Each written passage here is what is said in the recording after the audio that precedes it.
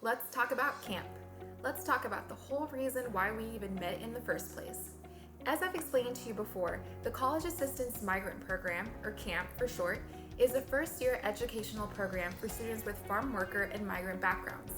Other requirements is that you must be a citizen or permanent resident, you must maintain a minimum 2.5 GPA throughout your first year, you must participate in camp activities, you must be a full-time student for at least the first 2 years of college, and committed to obtaining a minimum of an associate degree.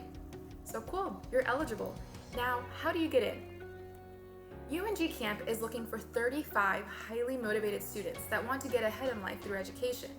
If this is you, keep watching. Camp is an admissions process, just like UNG, and we will require that you turn in a few documents, which include your birth certificate, social security card, tax paperwork, certificate of immunization, FAFSA student aid report, recommendation letter, resume, and an essay explaining why you should be selected for camp. I know you're cringing, not an essay, but trust me, you'll be writing plenty of essays in the near future. After you email me your essay, we will schedule the final interview, where Christian Bello, camp director, Dalia Escobedo, academic coach, and I, camp recruiter, will interview you about why you should be chosen. After the interview, you will receive an email letting you know of the decision. You'll want to turn in your essay and schedule your interview soon, as spots are consistently being filled. So you may be asking, why should I do all this work? What's in it for me? Because you'll get assistance with admission to UNG, opportunities for housing, assistance with filling out FAFSA, a $1,000 scholarship per semester, an additional $2,000 scholarship for housing students, free laptop for the first year, professional development, peer mentors, student success workshops, and you'll be part of an amazing community full of people who only want to see you succeed. Now, I could go on and on about how camp can benefit you, but I know that what stuck out to you the most is the scholarship.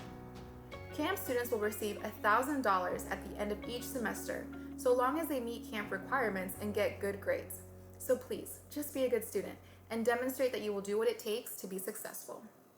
Now, as far as UNG goes, it is so cost effective that most students who get full Pell Grant money by filling out FAFSA will not have to pay anything towards tuition.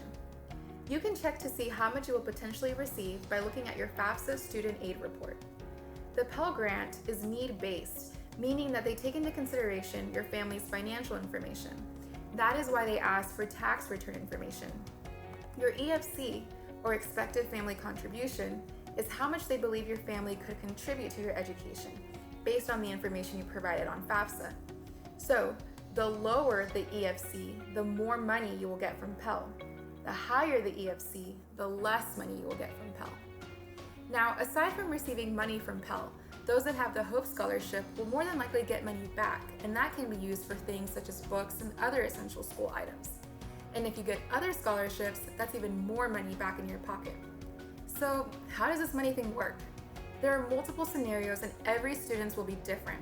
But let's take two examples for fall 2020. Example A. This is Daniela. She is joining camp and will be living at home with her parents when she starts college. She has completed her FAFSA and is receiving the full amount of the Pell Grant, which is about $3,078. She was also a STAR student in high school and is receiving the Hope Scholarship, which will be about $1,470. So far she has a total of $4,548 in financial aid. Not too bad. Okay, so now we have to take into consideration how much she will need to use of her financial aid to pay for school. So mandatory expenses will always include tuition and fees.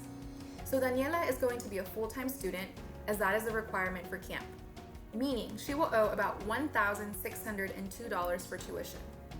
For fees, she will owe about $427. Fees include things like technology fees, health service fees, and athletic fees. So she owes a total of $2,029 to UNG. If we do the math, she has more financial aid than what she owes to the school. So what she has in financial aid, $4,548, minus what she owes in tuition and fees, $2,029, she will be receiving a refund of $2,519, meaning she can use that money for books and other school essentials. Now, remember, As long as Daniela gets good grades and meets camp requirements, she will get $1,000 at the end of the semester, which she can save to help pay for school for her sophomore year. So including the camp scholarship, she will receive $3,519 back. Dang, you're basically being paid to go to school. Also, some advice, save this money. Okay, let's look at example B. Brian is also joining camp, but he will be living in the camp apartments. He has completed his FAFSA and will also be receiving the full amount of the Pell Grant, which is $3,078. He also graduated with the Hope Scholarship and will be receiving about $1,470. Now, since he's going to be a housing student, he will be getting an additional $1,000 from camp at the beginning of the semester. So he has a total of $5,548 in financial aid. Now, the biggest difference in Brian's situation is that aside from paying tuition and fees, he will also need to pay for room and board. So, just like Daniela, Brian will owe $1,602 for tuition as a full-time student and $427 in fees. Housing will be about $3,578, and his personal expenses will be about $720. Now, this particular amount will differ depending on how much the student spends on things like food. So when you add everything up, Brian owes about $6,327. In this scenario, Brian has less financial aid than what he owes. So he would owe about $779, which is really not bad at all considering that this includes the cost to go to school and a place to live. But don't forget that at the end of the semester, as long as he gets good grades and meets camp requirements, he will receive $1,000, meaning he will get back most of what he paid. So if he paid $779 at the beginning of the semester, but is getting $1,000 back from camp, he will really have only paid $221.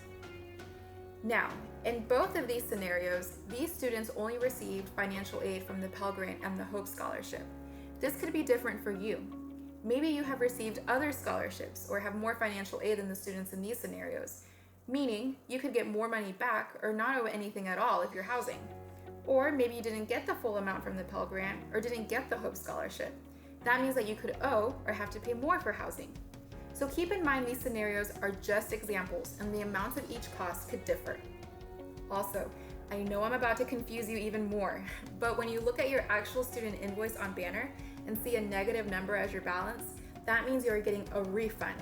For the sake of an easier explanation for this video, I flipped them. Now, don't worry if this doesn't quite make sense to you. You won't be figuring this out on your own. Camp staff will be guiding you individually to make sure there are no surprises when it comes to cost.